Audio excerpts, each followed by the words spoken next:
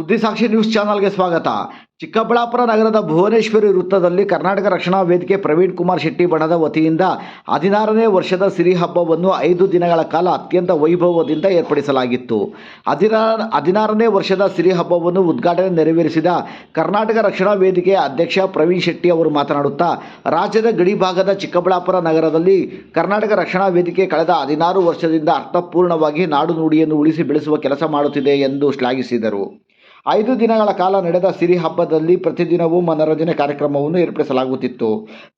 ಸಮಾರಂಭದಲ್ಲಿ ಕರ್ನಾಟಕ ರಕ್ಷಣಾ ವೇದಿಕೆ ರಾಜ್ಯ ಪ್ರಧಾನ ಕಾರ್ಯದರ್ಶಿ ರಾಜಘಟ್ಟ ರವಿ, ಮುಖಂಡರಾದ ಕೆವಿ ನವೀನ್ ಕಿರಣ್, ಜೈ ಫೌಂಡೇಶನ್ ಅಧ್ಯಕ್ಷ ಜಯಕುಮಾರ್, ಶಾಶ್ವತ ನೀರಾವರಿ ಹೋರಾಟ ಸಮಿತಿ ಅಧ್ಯಕ್ಷ ಆಂಜನೇಯ ರೆಡ್ಡಿ, ಕೂಚಿಮಲ್ ಮಾಜಿ ಅಧ್ಯಕ್ಷ ಕೆವಿ ನಾಗರಾಜ್, ಕೆಎಂಎಫ್ ಮಾಜಿ ನಿರ್ದೇಶಕ ರಾಮೇಗೌಡ, ಕೃಷ್ಣಾಜಿರಾವ್, ಮುಸ್ತಾಫಾ, ಶ್ರೀನಿವಾಸ್, ಚಂದು, ಮಂಜುನಾಥ್, ತೇಜಸ್, ಕಿರಣ್, ಬೀರೇಗೌಡ, ನಾಗರಾಜ್ ಹಾಗೂ ಇನ್ನಿತರರು ಕಾರ್ಯಕ್ರಮದಲ್ಲಿ ಉಪಸ್ಥಿತರಿದ್ದರು.